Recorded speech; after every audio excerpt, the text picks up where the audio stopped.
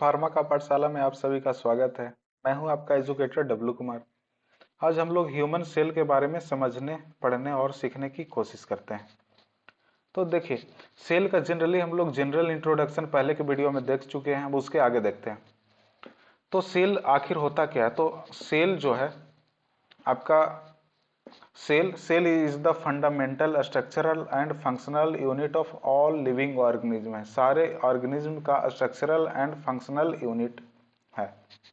अब देखिए, जो टर्म सेल है, तो सेल जो टर्म है उसको बायो में क्या बोलते हैं? तो बायो में आपका बोला जाता है साइटो बोला जाता है। क्या बोला जाता है? साइटो। और स्टडी ऑफ सेल क्या कहलाता है? साइटोलॉजी कहलाता है। क्या कहलाता है? साइटोलॉजी। अब हम समझते हैं कि डिस्कवरी ऑफ सेल, आखिर सेल का डिस्कवरी कौन किया था? तो रॉबर्ट हुक। और जब डिस्कवरी किया तो फिर डिस्कवरी कर दिया, तो आखिर क्या डिस्कवरी कोई किया? कोई तो पूछेगा, तो उसके लिए उसका नाम रखा। तो आखिर नाम अगर पूछेगा कि सेल जो है नाम भी कौन रखा है, तो उसका भी आंसर क्या होगा? Robert Hooke. तो डिस्कवरी ऑफ सेल किसको बोलेंगे? रॉबर्ट हुक को। और टर्म सेल कौन दिया था? तो रॉबर्ट हुक दिया था। ठीक है। अब पूछेगा कि डिस्कवरी ऑफ लिविंग सेल, यहाँ पे देखिए सेल था, और अगर लिविंग सेल की बात करें तो एवी लोवेन हुक, एवी लिवेन हुक। एवी लिवेन हुक जो है डिस्कवरी ऑफ लिविंग सेल, ये लिविंग सेल का खोज किया था, जबकि नॉर्मल सेल सिर्फ बात किया जाए तो Robert Hooke generally non living cell का खोज किया था। ये एक कॉर्क था, वो देखा था, वो सेल जिंदा सेल नहीं था।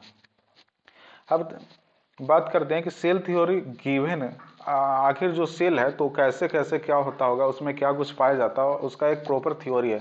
तो सेल थ्योरी कौन दिया था? तो शिल्डन एंड स्वान करके एक साइंटिस्ट थे जो कि सेल थ्योरी दिए थे। अब पूछेगा आपसे कि सबसे स्मॉलेस्ट सेल कौन है? सबसे स्मॉलेस्ट सेल आपका कौन हो गया? तो माइकोप्लाज्मा। माइकोप्लाज्मा आपका सबसे स्मॉलेस्ट सेल हो गया। माइकोप्लाज्मा आपका सबसे स्मॉलेस्ट सेल हो गया।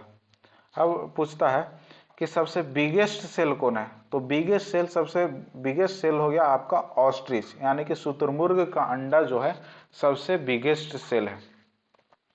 अब पूछेगा कि smallest cell in human, human में सबसे छोटा सेल कौन है? तो मेल स्पर्म। मेल स्पर्म जो होता है सबसे छोटा सेल होता है ह्यूमन में। और बिगेस्ट सेल इन ह्यूमन, तो फीमेल का जो ओवम होता है, फीमेल में पाया जाने वाला ओवम होता है, वो सबसे बिगेस्ट सेल होता है। इन्हीं दोनों के मिलने से आपका क्या बनता है? जाइगोट बनता है, और जाइगोट से फिर नया बेबी का जन्म होता है। तो मेल स्पर्म क्या है? Smallest cell. और सबसे बिगेस्ट सेल कौन है? Female ovum. अब पूछता है कि largest cell in human, means लंबा टाइप का सेल, सबसे लंबा बड़ा सेल कौन सा है? तो आपका हो गया न्यूरॉन सेल। कौन सा हो गया? न्यूरॉन सेल, ह्यूमन में पाया जाने वाला। और non divisible human cell, means कि एक बार जब प्रॉपर सेल बन जाए, वो एक बार स्टेम सेल से उसका निर्माण हो जाए, तो फिर उसमें डिवीजन ना हो, तो उस तरह का सेल कौन है? तो आपका न्यूरॉन सेल है। लेकिन जो बार बार फास्टेस्ट डिवीजन होने वाला सेल है, वो कौन सा हो गया? आपका लीवर सेल हो गया। कौन सा हो गया? आपका लीवर सेल। ठीक है। तो फिर से एक बार देखते हैं कि टर्म जो साइटो है वो बायोलॉजी में सेल को बोला जाता है। स्टडी ऑफ सेल क्या कहलाता है? साइटोलॉजी, क्योंकि साइटो मतलब सेल हो गया और लोगस मतलब हो गया अध्ययन, तो दोनों को मिला देंगे तो क्या बनेगा? Cytology. Discovery of cell Robert Hooke. Term cell कौन दिया था? रॉबर्ट हुक ही। डिस्कवरी ऑफ लिविंग सेल कौन है? तो AV Leeuwenhoek. Cell theory कौन दिया था? तो शिल्डन एंड स्वान दिया था। स्मॉलेस्ट सेल कौन हो गया? आपका माइकोप्लाज्मा हो गया। बिगेस्ट सेल कौन हो गया? ऑस्ट्रिच एग हो गया, शुतुरमुर्ग का अंडा। Smallest cell in human male sperm हो गया। Biggest cell in human female ovum हो गया। लार्जेस्ट सेल इन ह्यूमन कौन हो गया? न्यूरॉन सेल हो गया। नॉन डिविजिबल ह्यूमन सेल कौन हो गया? न्यूरॉन सेल हो गया। और फास्टेस्ट डिवीजन ह्यूमन सेल कौन हो गया? आपका लीवर सेल हो गया। अब हम लोग देखते हैं कि आखिर सेल क्या है, क्यों है। ठीक है ना। तो देखिए, सेल से ही, ये जो सेल है, तो सेल से ही आपका क्या बनता है? टिश्यू बनता है। और टिश्यू के मिलने से ऑर्गन्स बनते हैं, और ऑर्गन्स के मिलने से ऑर्गन सिस्टम, और ऑर्गन सिस्टम के मिलने से क्या हो गया? ऑर्गेनिज्म बनता है। जैसे कि फिश यहाँ पे दिख रहा होगा, ये बहुत सारा फिश। तो ये जो फिश है एक तरह का ऑर्गेनिज्म है। इसका जो सबसे स्मॉलेस्ट यूनिट क्या होगा, आपका सेल होगा। जैसे कि सेल बहुत सारा मिला होगा तो टिश्यू बनाया होगा, टिश्यू के मिलने से ऑर्गन बना होगा, मीन्स कि आँख, लीवर, किडनी, ये सब सब क्या हो गया, ऑर्गन बना होगा। और ऑर्गन के मिलने से बहुत सारा ऑर्गन सिस्टम बना होगा, जैसे कि मुंह, आंत, ये सब मिलके, इंटेस्टाइन, ये सब मिलके क्या बना होगा, डाइजेस्टिव सिस्टम बनाया होगा। उसी तरह इसका रिस्पायरेटरी सिस्टम बना होगा, रिप्रोडक्टिव सिस्टम बना होगा। और जब बहुत सारे सिस्टम आपस में कोऑर्डिनेटेड वे में मिल जाते हैं और फंक्शन करते हैं, तब क्या, किसका निर्माण होता है, ऑर्गेनिज्म का। जैसे कि ह्यूमन का, कुत्ता का, बिल्ली का, सब क्या है, एक तरह के ऑर्गेनिज्म है। अब हम लोग देखते हैं सेल। तो सेल हम पहले भी बता चुके हैं कि दो टाइप के होते हैं। एक होते हैं आपका, एक होता है आपका, एक होता है प्रोकैरियोटिक सेल और एक होता है आपका यूकैरियोटिक सेल।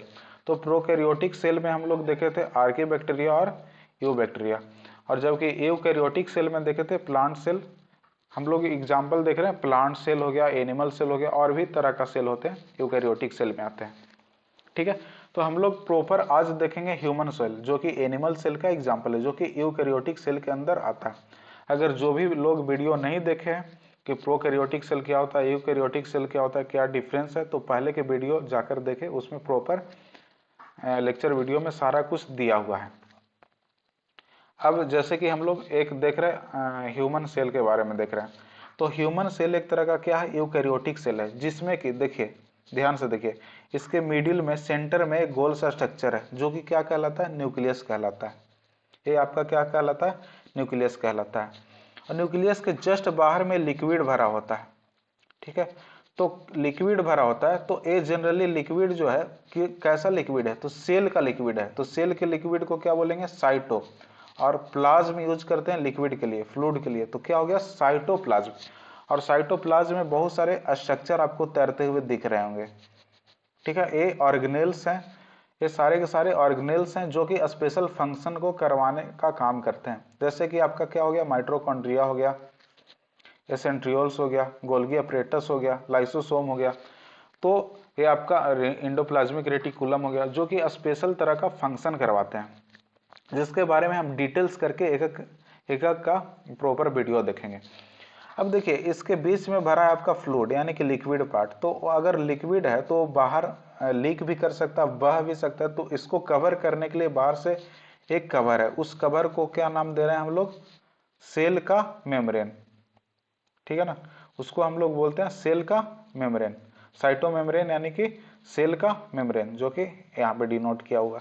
तो ये जो ग्रीन कलर का यहाँ पे दिख रहा है, आपका क्या हो गया, साइटो मेम्ब्रेन, यानी कि सेल मेम्ब्रेन, जिसका अब हम 3D स्ट्रक्चर देखते हैं। जैसे कि देखिए, ये जो है आपका सेंटर में, ये आपका सेंटर में आपका क्या हो गया, न्यूक्लियस हो गया, न्यूक्लियस हो गया। इसके बाहर में फ्लूइड भरा हुआ है, जिसमें कि फ्लूइड भरा हुआ है, जिसमें कि जैसे कि माइटोकॉन्ड्रिया, आपका लाइसोसोम, एंडोप्लाज्मिक रेटिकुलम इत्यादि ऑर्गेनेल्स तैर रहे हैं। और बाहर में, ये जो बाहर में है ट्रांसपेरेंट सा, ट्रांसलूसेंट सा, वो आपका सेल मेम्ब्रेन हो गया, जो कि इसको कवर करके रखे हुए हैं। अब हम लोग किस तरह से स्टडी करेंगे, उसका एक आउटलेट समझने की कोशिश करते हैं नेक्स्ट वीडियो में, कैसे कैसे स्टडी करेंगे।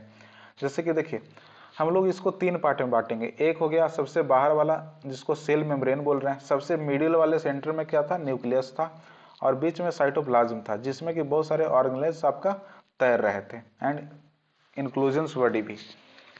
तो हम लोग आगे के वीडियो में देखेंगे कि सेल मेम्ब्रेन क्या होता है, साथ में फिर पढ़ेंगे साइटोप्लाज्म, और साइटोप्लाज्म में आपका कौन कौन सा ऑर्गेनेल्स पाए जाते हैं, और सबसे अंदर न्यूक्लियस है, जिसमें क्या रहता है। जनरली न्यूक्लियस में आपका क्या रहता है, डीएनए रहता है बाबू, जो कि जेनेटिक इंफॉर्मेशन ये सब को कैरी करवाने का काम करता है। अब हम लोग यूकैरियोटिक सेल देख रहे हैं, तो थोड़ा सा हम लोग समझ लेते हैं प्लांट सेल के बारे में। हम लोग प्रॉपर ह्यूमन सेल के बारे में देखेंगे, जो कि एनिमल सेल का एग्जाम्पल है, लेकिन कैसे एक जो प्लांट सेल है वो ह्यूमन सेल से थोड़ा डिफरेंस है, तो वो समझने की कोशिश करते हैं। तो देखिए, animal cell just like plant cell है, बस इसमें अंतर यह है कि इसमें सबसे बाहरी कवर में आपका क्या रहता है, सेल मेम्ब्रेन रहता है। जबकि प्लांट सेल में सेल मेम्ब्रेन तो होता ही है, इसके ऊपर में एक और कवर आता है, जिसको क्या बोलते हैं, सेल वाल बोलते हैं। क्या बोलते हैं बाबू, सेल वाल बोलते हैं, जो कि बहुत ही हार्ड सा स्ट्रक्चर रहता है, जो कि इसको इसको शेप को फिक्स रहता है।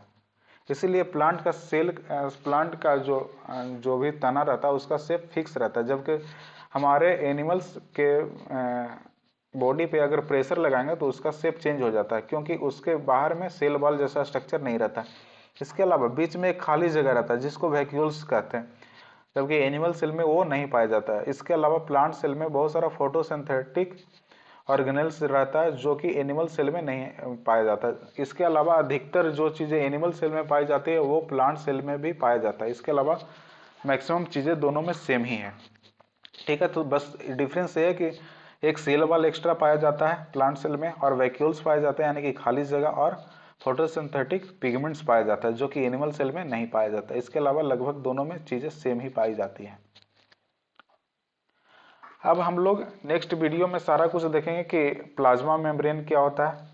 ठीक है, प्लाज्मा मेम्ब्रेन क्या होता है, आपका साइटोप्लाज्म में कौन कौन सा चीज़ें पाई जाती है, और न्यूक्लियस में क्या कुछ पाया जाता है, और कैसे डीएनए उसमें अरेंज रहता है, और कैसे इंफॉर्मेशन को कैरी करवाने का काम करता है। सारा एक एक करके हम लोग देखेंगे।